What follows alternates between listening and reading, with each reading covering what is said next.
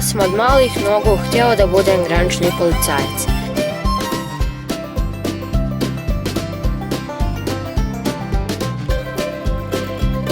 Granična policija služi da spriječi kriminal.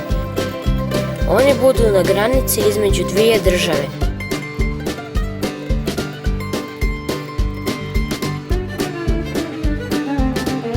Pregledaju vozila i osobe.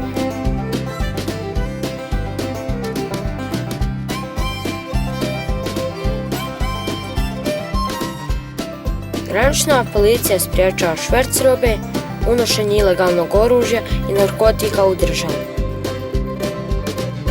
Oni su dobro uvježbana ekipa i dobro rade svoj posao.